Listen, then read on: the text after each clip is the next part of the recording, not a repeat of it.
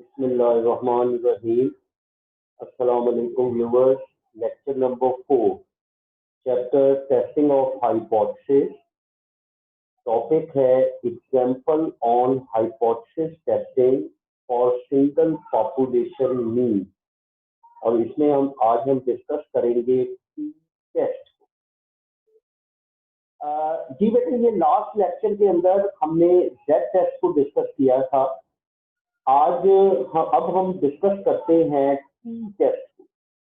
Third हमारे पास condition थी कि स्टूडेंट्स टी डिस्ट्रीब्यूशन, जिसके ऊपर हम अप्लाई करेंगे। कंडीशन हमारे पास थी कि केस 3 कि जब पॉपुलेशन स्टैंडर्ड डेविएशन अननोन होता है, सिग्मा हमारे पास अननोन होता है, उसकी जगह पर सैंपल स्टैंडर्ड डेविएशन एक्स दे दी जाती। लेकिन आपका जो सैंपल साइज है वो स्मॉल होता है। स्मॉल का मतलब कि आपका सैंपल साइज n जो है वो आपके पास लेस देन 30। तो याद रखें, जब भी n लेस देन 30 होता है तो हम उसको लेके आते हैं स्मॉल सैंपल के अंदर। तो अब सिग्मा हमारे पास अननोन होगा, उसकी जगह पर सैंपल स्टैंडर्ड डेविएशन दी जाएगी और हमारा स्मॉल n जो है वो 30 से लेस होगा। तो उसके लिए हम टी टेस्ट जो है उसको हम यूज करें। अब बेटा याद रखें कि जैसे जेड टेस्ट के अंदर जब हम गए थे और हमने जेड टेस्ट की वैल्यूज, जो क्रिटिकल वैल्यूज थी, वो मैंने आपको 5 वैल्यूज जो थी वो मैंने राइट डाउन करवा दी वहां पे। और मैंने कहा था कि यही 5 वैल्यूज आपकी क्या होनी है, यूज होनी। लेकिन याद रखें कि जब भी हम टी टेस्ट के अंदर आते हैं और टी टेस्ट में जब हमने क्रिटिकल वैल्यूज लेनी है तो उन क्रिटिकल वैल्यूज के लिए फिर आप यूज करते हैं इसको स्टूडेंट्स टी डिस्ट्रीब्यूशन का एक टेबल है और इस टेबल को हम यूज करते हैं to calculate the critical value of the test. अब ये टी टेबल आपके पास सामने मैंने शो किया है। सबसे पहले मैं इस टी टेबल को आपके साथ डिस्कस करता हूं। अगर आप देखें कि ये जो फर्स्ट रो है, देखिए ये 0.25 है, 0.10 है, 0.05 है, 0.025 है, 0.01 है, इसी तरह यहाँ पर 0.005 है। ये अल्फा की उसमें वैल्यू, ये बेसिकली जो फर्स्ट रो है ये आपके अल्फा को क्या करती है, डिनोट करती। और ये जो फर्स्ट कॉलम जिसमें उसने न्यू लिखा, डिग्री ऑफ फ्रीडम, क्योंकि मैंने आपको बताया था कि टी टेस्ट के अंदर आपके क्रिटिकल रीजन में टी का भी, न्यू का भी यूज होगा और न्यू आपका डिग्री ऑफ फ्रीडम होता है। और जो आपके सिंगल टेस्ट सिंगल मीन के अंदर आपके पास किसके इक्वल होगा, n-1 की। ये किसके इक्वल होगा, n-1 की। और न्यू आपका डिग्री ऑफ फ्रीडम, ये डिग्री ऑफ फ्रीडम है। जैसे फॉर एग्जांपल मैं कोई भी एक बोलता हूं, मैं कहता हूं मुझे चाहिए t 0.10 और न्यू उसने दिया 9 at 9। अब देखें सबसे पहले t 0.10, तो ये देखें 0.10 में आए, ये 0.10 है और न्यू कितना है, 9 है, तो ये आपके पास 9 आ गया। तो ये इसकी क्रिटिकल वैल्यू आ गई 1.383। जैसे मैं कहता हूं t 0.025 at 8। अब देखें ये t 0.025 है और इसको हमने 8 पे देखना है, ये 8 है, ये ऊपर 0.025 है, तो वैल्यू आपके पास आ गई 2.306। जैसे वो कहता है कि क्रिटिकल वैल्यू हमारी बनी है t 0.05 at 15, तो ये देखिए ये 0.05 है और ये आपके पास 15 है, तो वैल्यू आपके पास आ गई 1.753। ये देखिए 1.753। तो याद रखें, जो अल्फा है उसको पहली रो में देखना है और जो न्यू है उसको आपने पहले कॉलम में देखना, उसको आपने पहले कॉलम में देखना। और ये आपके पास जो बुक मैंने दी है उसके अंदर ये 18 चैप्टर के अंदर टेबल 18.1 है, स्टूडेंट्स की डिस्ट्रीब्यूशन, उसके ऊपर लिखा हुआ है की टेस्ट के अंदर, और ये टेबल आपके पास वहां पर अवेलेबल। जी बेटे, अब हम चलते हैं इसी की टेस्ट के ऊपर और इसका एक दो क्वेश्चन जो है वो मैं आपके साथ डिस्कस करता हूं। वो कहता है, it is claim that a vacuum cleaner expends an average is 46 kilowatt per hour per year. वो कहता है कि एक हम क्लेम किया है कि जो वैक्यूम क्लीनर्स हैं उनकी जो एवरेज है, एक्सपेंडिंग एवरेज जो है वो कितनी है, 46 किलोवाट पर ईयर। अब देखें यहां पर कहीं पर भी उसने सैंपल का जिक्र नहीं किया और ये उसने जर्नल एवरेज दी है, और जहां पर भी जर्नल इंफॉर्मेशन दे, सैंपल का जिक्र ना करे, ग्रुप का जिक्र ना करे, सेलेक्ट का जिक्र ना करे, तो वो इंफॉर्मेशन आपके पास क्या होती है, पॉपुलेशन इंफॉर्मेशन। तो जहां पर देखें कहीं पर भी उसने सैंपल का जिक्र नहीं किया, उसने जनरल बात की है कि जो वैक्यूम क्लीनर्स हैं उनकी जो एवरेज है वो कितनी है, 6 kilowatt per hour per year. इसका मतलब अब ये 46 आपके पास क्या आ गया, पॉपुलेशन मीन म्यू। तो देखिए ये म्यू मैंने लिखा किसके इक्वल है, 46 के। अब देखें वो कहता है, a random sample of 12 homes indicates that vacuum cleaners expend 42 kilometers per year with standard deviation 11.9। वो कहता है कि हमने एक रैंडम सैंपल लिया है 12 होम्स का और उसकी जो एवरेज है वो 42 है और जो स्टैंडर्ड डेविएशन है वो 11.9। इसका मतलब अब सैंपल साइज हमारे पास 12 हो गया, एक्स बार हमारा 42 हो गया, क्योंकि सैंपल इंफॉर्मेशन की बात कर रहा है। तो जब भी सैंपल का जिक्र करेगा तो उससे रिलेटेड जो भी इंफॉर्मेशन है वो आपके पास sample information.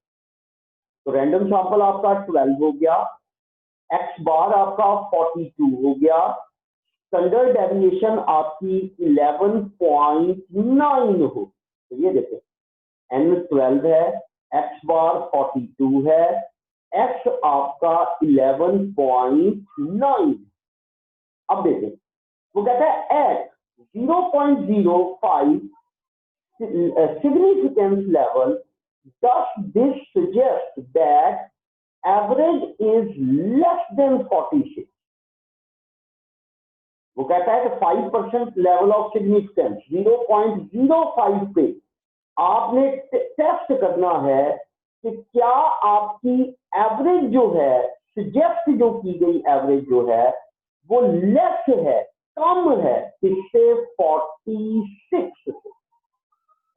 assume the population to be normally distributed, और अज्यूम करना है कि हमारी पॉपुलेशन जो है वो क्या है, नॉर्मल है। हमारी पॉपुलेशन क्या है, नॉर्मल। तो टी टेस्ट में याद रखें एक कंडीशन वो लगाता है और वो कंडीशन हमारी क्या होती है, नॉर्मल डिस्ट्रीब्यूशन। तो अगर वो वर्ड नॉर्मल डिस्ट्रीब्यूशन का वर्ड, तो ये उसने असम्पशन लगाई है, वो सपोज कर रहा है कि हमारी डिस्ट्रीब्यूशन किसको रिप्रेजेंट कर रही है, नॉर्मल को। अब देखें सबसे पहला स्टेप, ये हमारे पास इंफॉर्मेशन आ गई, एन हमारा 12 है, एक्स बार 42 दिया है, एक्स उसने 11.9 दिया है, म्यू हमारे पास 46 है। सबसे पहले हाइपोथेसिस वही एच नॉट कि mu equal 46, H1 mu less than 46। क्योंकि उसने अल्टरनेट, ये देखें ये उसने लिखा हुआ है, it suggests that average is less than 46. तो फिर अल्टरनेट, अब देखिए उसने लेस का वर्ड यूज किया, तो अल्टरनेट आपका क्या बन गया, लेस देन 46. अब लेवल ऑफ सिग्निफिकेंस अल्फा उसने हमें दिया 0.05, ये उसने हमें दे दिया. टेस्ट स्टैटिस्टिक्स उसने हमें दिया t x bar minus mu naught divided by small s over n under root. अब देखें, अब हमने टी टेस्ट क्यों यूज किया. देखें हमारे पास स्टेटमेंट में एक्स गिवन है, इसका मतलब सिग्मा हमारे पास गिवन नहीं है. आपने पूरी स्टेटमेंट पढ़ी, कहीं पर भी उसने पॉपुलेशन स्टैंडर्ड डेविएशन नहीं दिया. उसने हमें क्या दिया हुआ है, सैंपल स्टैंडर्ड डेविएशन दिया, एक्स दिया हुआ है. और मैंने आपको बताया था कि जब भी एक्स दे, सैंपल स्टैंडर्ड डेविएशन दे, सिग्मा आपके पास गिवन ना हो, तो फिर आपने n को देखना है. अब देखें n, आप देखें n आपका लेस है, स्मॉल है, स्मॉल सैंपल है, लेस देन 30 है. और मैंने आपको बताया था कि जब भी स्मॉल सैंपल होगा, स्मॉल सैंपल का मतलब लेस देन 30, n आपका लेस देन 30 होगा. तो ये पॉइंट आपने याद रखना है. Small sample is used when n is less than 30. Large sample is used when n is greater equal 30. तो n आपका लेस देन 30 है, तो 30 से लेस है.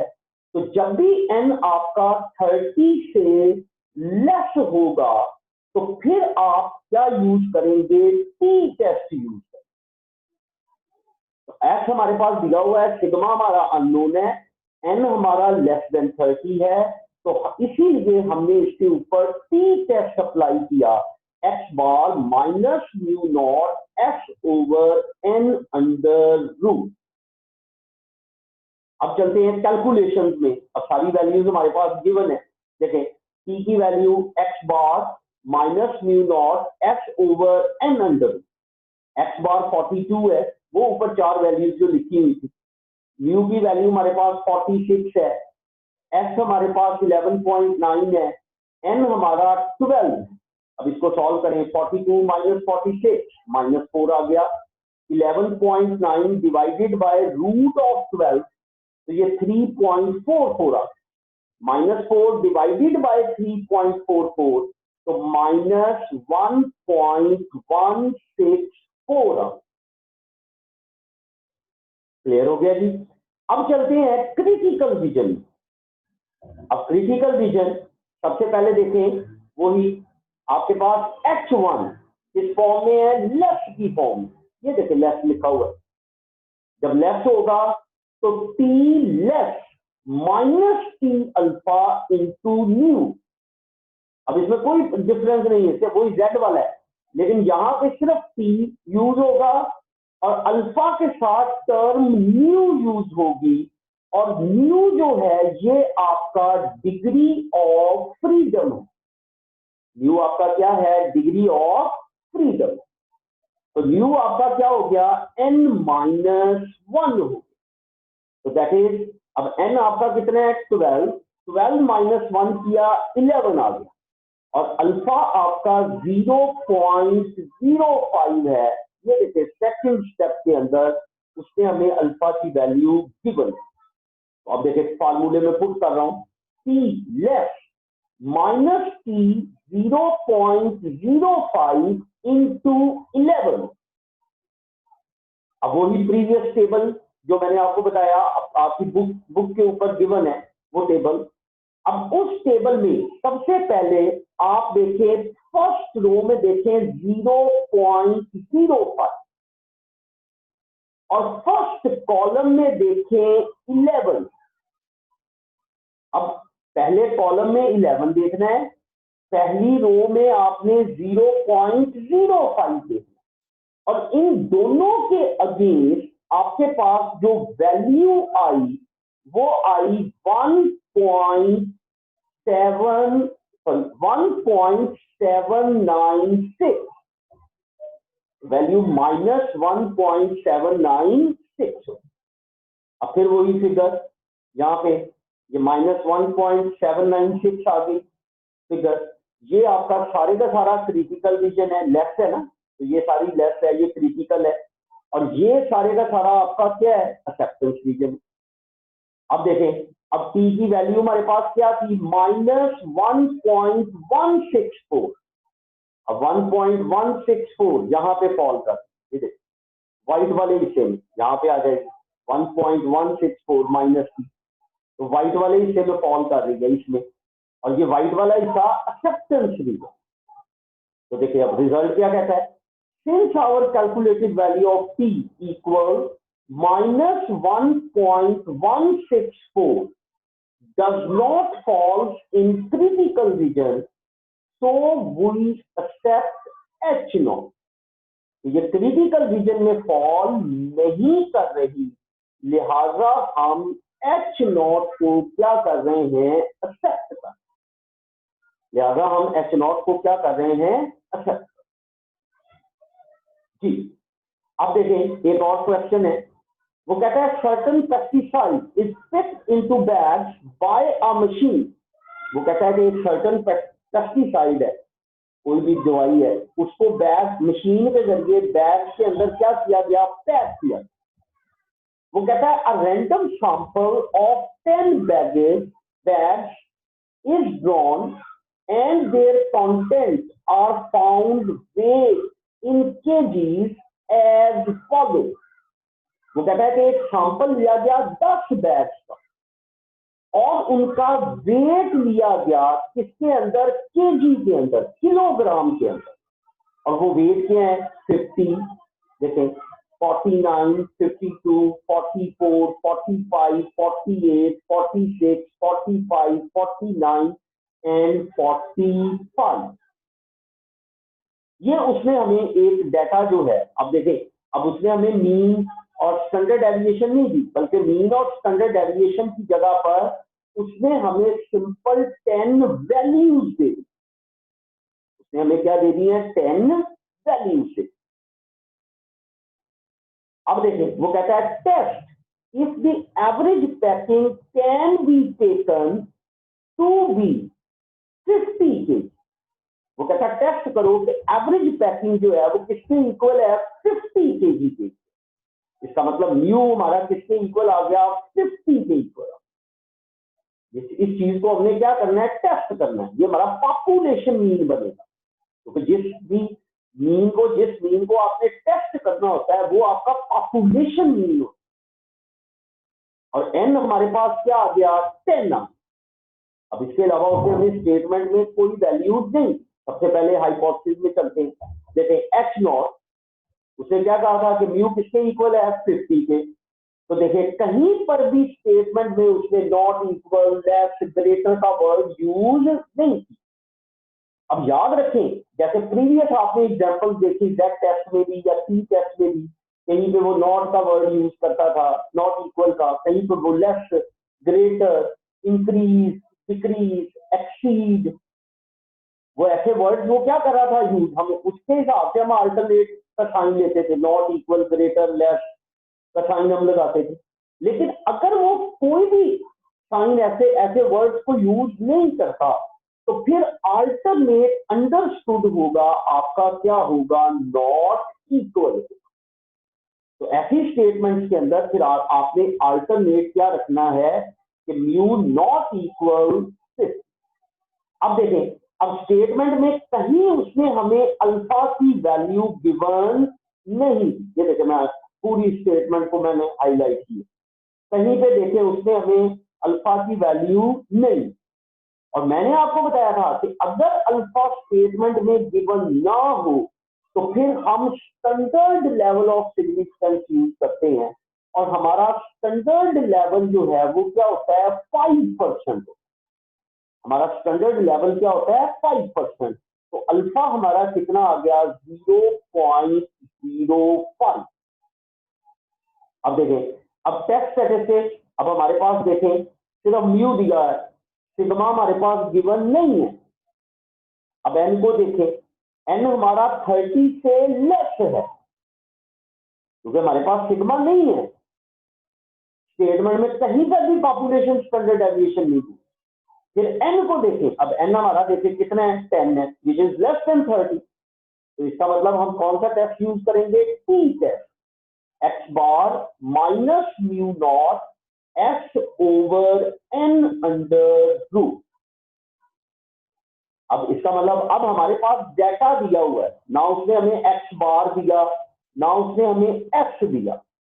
अब सबसे पहला काम, आपने x बार और x कैलकुलेट कर।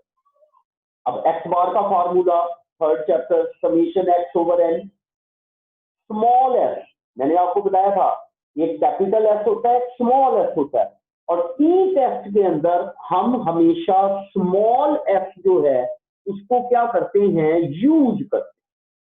और स्मॉल s का डिवाइजर हमारा क्या होता है, n माइनस 1। तो formula summation x minus x bar square divided by n minus 1। फॉर्मूले दोनों डिफाइन हो गए। अब सबसे पहले आपने अपने डेटे को एक वेरिएबल x के साथ डिनोट कर, ये देखिए आपके पास x आ गया 50, 49, 52, 45, 48, 46, 45, 49 एंड 45। क्लियर? इसका टोटल किया तो 473। तो 473, n हमारा 10 है, 47.3 आ, ये हमारा मीन आ। अब देखें x माइनस x बार, हर x में से 47.3 माइनस किया, ये देखिए हर x में से 47.3 क्या करेगा, माइनस। फिर इसका square 2.7 square, 1.7 square, 4.7 square, minus 3.3 square, minus 2.3 square, 0.7 square, minus 1.3 square, minus 2.3 square. ठीक है, हर वैल्यू का स्क्वायर कर लिया, इसका टोटल किया 64.1 आ। अब देखिए ये मैं फॉर्मूले में पुट कर रहा हूं, 64.1 डिवाइडेड बाय 10 माइनस 1, तो 10 माइनस 1 कितना आया, 9।